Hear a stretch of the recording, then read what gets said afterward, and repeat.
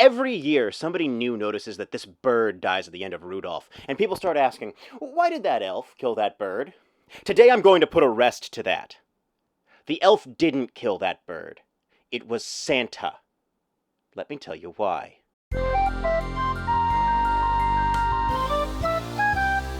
Rudolph the Red-Nosed Reindeer, 1964, directed by Larry Romer, the second of 3 movies in his directing career, and the first Christmas special produced by Rankin Bass Animated Entertainment. And before I go on, I want to say that Rudolph is not a part of my personal Christmas pantheon, okay? Even as a kid, I was like, this doesn't track, alright? Santa? Real. Elves? Real. Magic Sack of Presents? Real. Dasher, Dancer, Prancer, Vixen, Comet, Cupid, Donder, Blitzen, all real. This guy, though? I don't believe it. Doesn't track. I don't know. No. That doesn't make any sense. Non-canonical! I accept the existence of Snow Miser and the Genie of the Ice Scepter before I accept Rudolph, and not just because I've already written self-insert fan fiction with them. Rudolph was created in 1939 by Robert L. May because Montgomery Ward wanted a cheap Christmas book that they could give away as promotional material, and every year, on the family drive to church, I would listen to Casey Kasem recount the exact same story about how at some point in the creative process, his name was Rolo.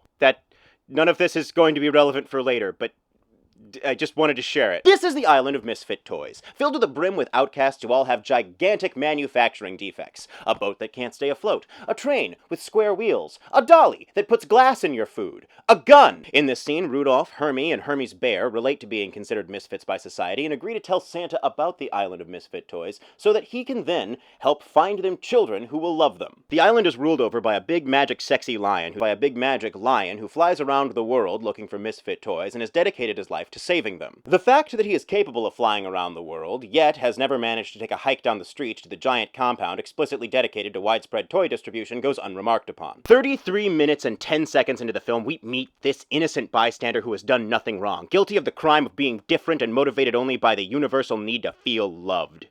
He only has one line, but it is that one line that tells us everything we need to know. Would you like to be a bird that doesn't fly? I swim. He does not know that at the South Pole this is an exceedingly common situation, because at this time in history, the South Pole, there was no prejudice between birds who could fly and birds who could swim. They were too busy persecuting birds who could not sing, and dancing penguins would not be granted equal rights until 2006. Now, let's fast forward to the end credits. Rudolph has informed Santa of the Misfit toys, and they have joined his midnight ride. A heretofore insignificant elf riding along with Santa hands each of the toys an umbrella and shunts them off the back of his sleigh one by one. However, when he gets to the bird that explicitly cannot fly, he decides against using the umbrella, and instead he simply waves him off so that the bird may fall to his death. We know exactly one thing about this bird, and that's that he cannot survive a fall. This is a crime! A decision was made, and as a result, a sentient life was taken. And before you ask, is this bird sentient? Yes. Sentience requires intelligence, self-awareness, consciousness. The bird is a toy who has been thrown into a new environment and has adapted by becoming part of the society. Intelligence. He has recognized that his ability to swim but not fly has made him an outcast, and in order to recognize that you are an individual who does not fit the mold, you must first recognize that you are an individual.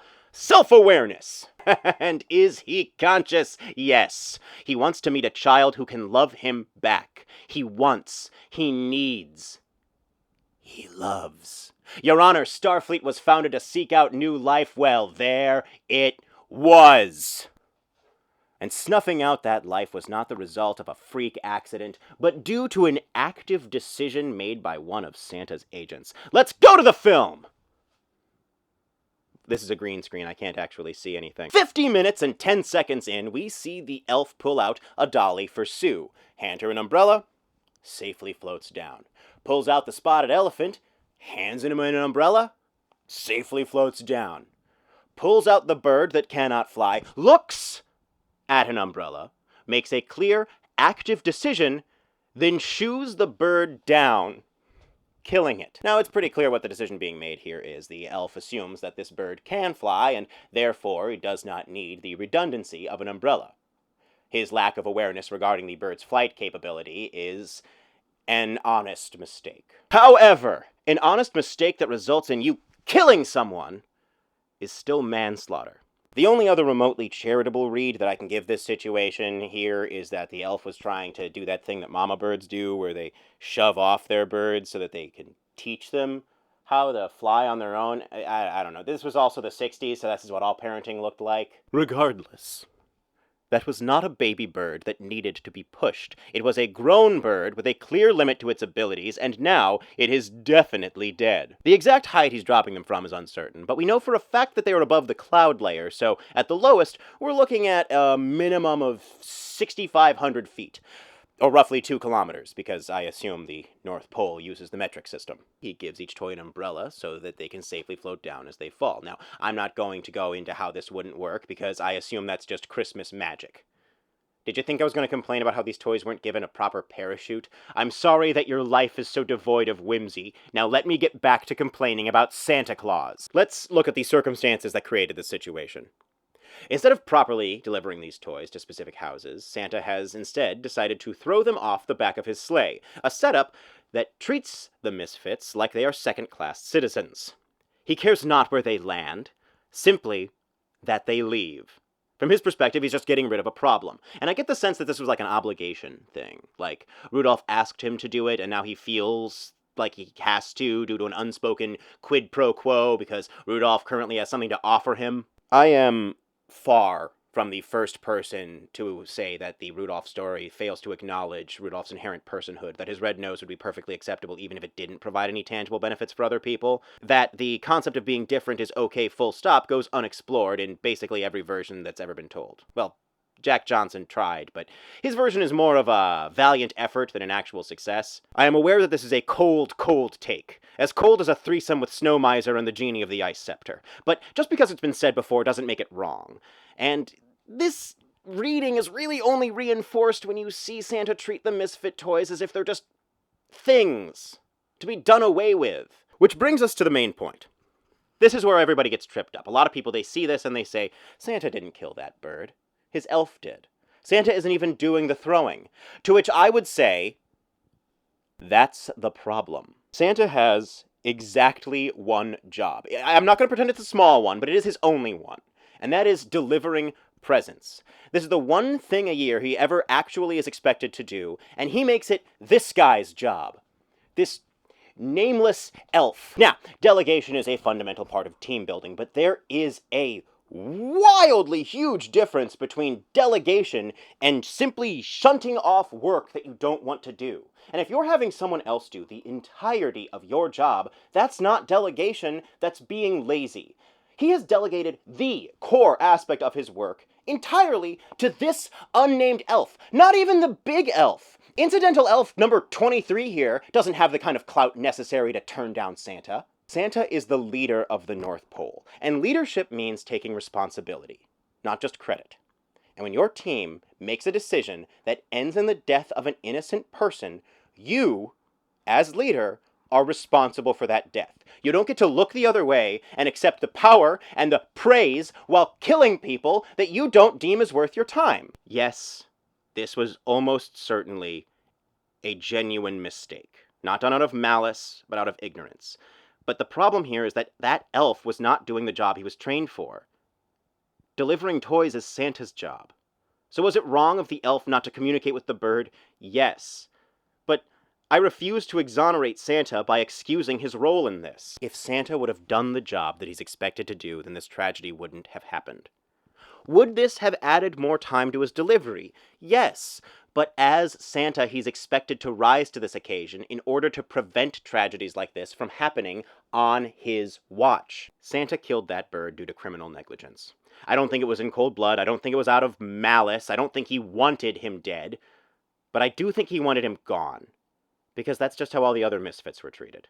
Thrust off into the void to land where they may. Not to any house, just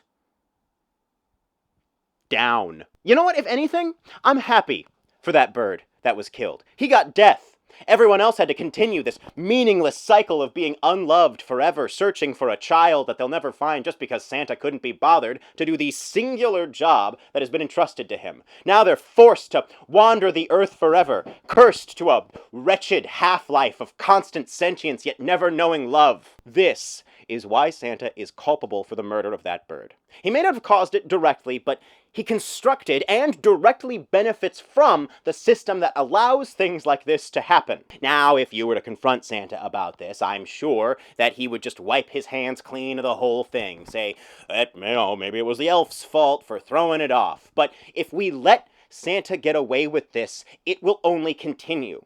There will be more birds. There will be more death. There will be more people who end up caught in a system that tosses them aside just because they're viewed as inconvenient. I'm sure it'll stop as soon as he grows up, Santa. Well, let's hope so if he wants to make the sleigh team someday. This video is about Santa Claus and is 100% not a metaphor for anything.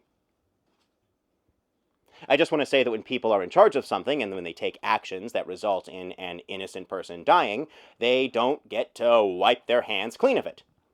And if you engage in criminally negligent, selfish behavior, you don't get to pretend that you didn't have a hand in their death just because you weren't actively malicious. Santa Claus wants our children to fear him.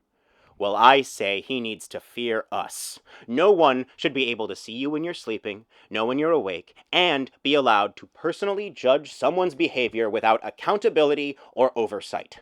Also, stop telling kids not to cry. Let children process sadness. Why weren't you at elf practice? Because I refuse to celebrate Santa's dangerous and irresponsible leadership. Good grief! Okay, so you're probably wondering why they made a scene where one of the characters straight up kills someone. Like, how did they miss that? It's actually kind of interesting. While I was putting this video together, I did find a lot of research, but none of what I found fit the tone of this video. So if you're in the mood for something more historical and more, like, actually factual, then I'm going to make another video about that. That's going to be coming out here at some point. Sorry, I don't know exactly when, but if you are interested in that and you're in the future, I will put a link to it right here.